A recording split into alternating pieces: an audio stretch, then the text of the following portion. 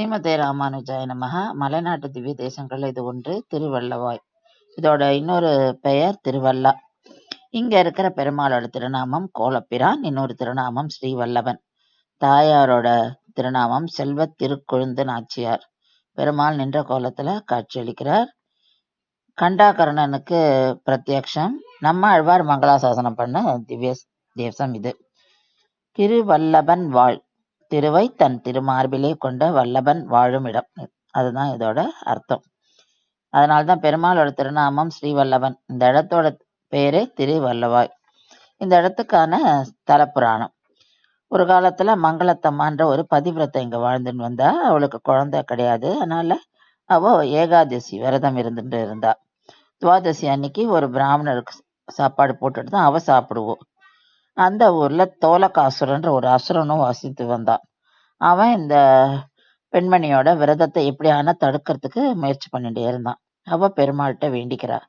பெருமாளும் வரும் ஏகாதசி துவாதசிக்குள் தோலகாசுரனை நான் எப்படியான அழிச்சுடுறேன்னு சொல்றார். ஒரு பிரம்மச்சாரி மாரி வர்றார், மான் தோல் போத்திட்டு வர்றார். பெருமாளுக்கும் தோலகாசுரனுக்கும் பெரிய சண்டை நடக்கிறது. பெருமாள் சுதர்சன சக்கரத்தை ஏவி விட்டுறார். தோலகாசுரனோட தலையும் கையும் காலும் அப்படி துண்டிக்கிறது. இன்னைக்கும் அந்த அசுரனோட கை கால் தலை எல்லாம் போய் விழுந்த இடங்கள் தலையாறு, முட்டாறு, காலாறு என்று அழைக்கப்படுகிறது. இந்த இடத்தோட பேரு.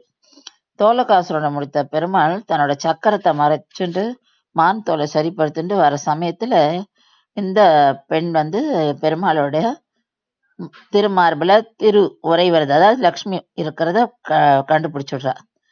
அப்ப அவ வேண்டிக்கிறா பெருமாளை இந்த மாதிரி நான் பார்க்கணும்னா. அதுக்கேத்த மாதிரி அவர் ஸ்ரீவல்லபனாக சேவை சாதிக்கிறார்.